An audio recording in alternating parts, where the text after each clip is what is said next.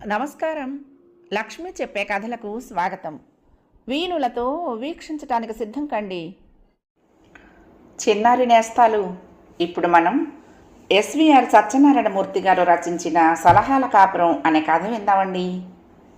హరిపురంలో ఉండే ధనరాజుకు గుణమణితో వివాహం జరిగింది. ఒక్కడే కొడుకైన ధనరాజు తల్లిదండ్రుల పెంపకంలో ఎక్కడ లేని భయభక్తులతో పెరిగాడు. కొత్త కాపురం కనుక వచ్చిన కొద్ది రోజులకే గుణమణికి చీరలు కావలసి వచ్చింది. ఆ విషయం ఆమె భర్తతో చెప్పింది. ఏ రకంవి ఎన్ని కొనమంటుందో అమ్మని అడిగి కొంటాను అన్నాడు ధనరాజు. ఆ మర్నాడు తల్లి వేణమ్మ సలహా ప్రకారం నిత్యం కట్టుకునేందుకు 4 చీరలు కొని తెచ్చి భార్యకిచ్చాడు.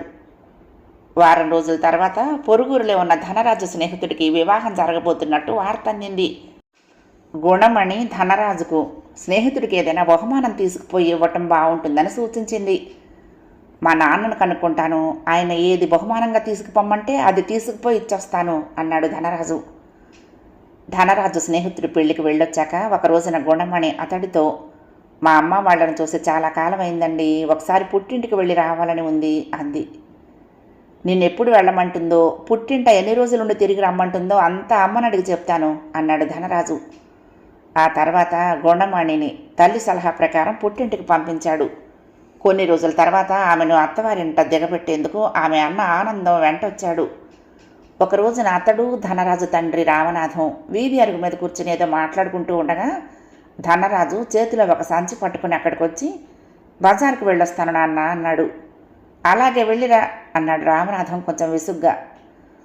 బావ మీ సలహా అత్తయ్య సలహా అనుమతులు లాంటివి లేనిది ఎంత చిన్న పనైనా చెయ్యళ్ళా ఉంది అన్నాడు ఆనందం చిన్నగా నవ్వుతూ.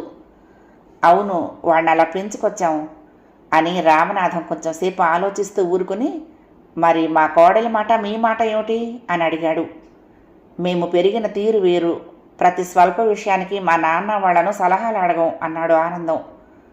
ఆనందం మరి 2 రోజులు ఉండి వెళ్ళిపోగానే రామనాథం కొడుకుతో, నేను మీ అమ్మ ఒక నెల రోజుల పాటు దక్షిణాదిన పుణ్యక్షేత్రాలు దర్శించేందుకు పోతున్నాము, మా ప్రయాణం రేపే అన్నాడు. ఆ మాట వింటూనే ధనరాజు బెంబేలు పడిపోతూ, నెల రోజుల ఈ లోపల నాకు పొలం పనులు అవి చేయించేందుకు సలహా ఇచ్చేదెవరు అన్నాడు. రామనాథం జవాబివ్వలేదు. తల్లి తండ్రి యాత్రలకు వెళ్ళిన 4వ రోజున ధనరాజు స్నేహితుడు భూపతి అతడి దగ్గరకు వచ్చి, అవసరం వచ్చింది, 1000 రూపాయలు అప్పు కావాలని అన్నాడు. ధనరాజు గుణమణి దగ్గరకు పోయి, ఇప్పుడేం చెయ్యటం, సలహా ఇచ్చేందుకు నాన్న ఊళ్ళో లేడు, భూపతి 1000 రూపాయలు అడుగుతున్నాడు అన్నాడు. అప్పు ఇస్తే మీ స్నేహితుడు తీర్చగలడో లేదో ఆ సంగతి మీరు ఆలోచించుకోవాలి, ఇందులో మీ నాన్నగారి సలహా నా సలహా ఎందుకు అంది గుణమణి. ఒక వారం రోజులు గడిచాక పాలేరు నౌకాలు ధనరాజు దగ్గరికి వచ్చి, మనం చెరుకు తోట వేయాలి, ఎన్ని మడుల్లో వేద్దామంటారు అన్నాడు. ఎంత పొలంలో చెరుకు వేయాలో నాన్న చెప్తే నేను వేయించేవాణ్ణి, ఇప్పుడు ఏం చేయాలో తోచటం లేదు అన్నాడు ధనరాజు భార్యతో. ఇందులో తోచకపోవటానికి ఉందండి, మీరు రోజు పొలం వెళ్ళి వస్తున్నారు కదా, ఈ మధ్య తీసేసిన మడిలో ఇప్పట్లో మళ్ళీ చెరుకు వెయ్యం కదా, కొన్ని మడులు వరి సాగుకు ఉంచాలి, పోతే ఇంకెన్ని మడులు ఖాళీగా ఉంటాయో మీకు తెలుసు అంది గుణమని తాపీగా. 2 రోజులు తిరగకుండానే ధనరాజు తను ఆలోచించి నిర్ణయించిన ప్రకారం పొలంలో చెరుకు ఉడ్పులు పూర్తి చేయించాడు. తర్వాత ఇతరత్ర పొలం పనులు, ఇంటి అవసరాలను గురించి ధనరాజు అడిగినప్పుడల్లా గుణమణి, అవన్నీ మీకేం తెలియనివి కావు, మధ్యాహ్న నా సలహాలు ఎందుకు అనటం ప్రారంభించింది. ఈ లోపల తండ్రి రామనాథం నుంచి ధనరాజుకు తాము మరికొన్ని క్షేత్రాలు చూడబోతున్నామని, మరి 2 నెలలకు కానీ తిరిగి రామని కబురొచ్చింది. ఆ విధంగా ధనరాజు తన సొంత నిర్ణయాలతో పొలం బాధ్యతలు, ఇంటి బాధ్యతలు విజయవంతంగా నిర్వహించాడు. 3 నెలల తర్వాత అతడి తల్లిదండ్రులు యాత్రల నుంచి తిరిగొచ్చారు. ఈ సంగతి తెలిసిన ఆనందం వాళ్ళను పలకరించిపోయేందుకు వచ్చాడు.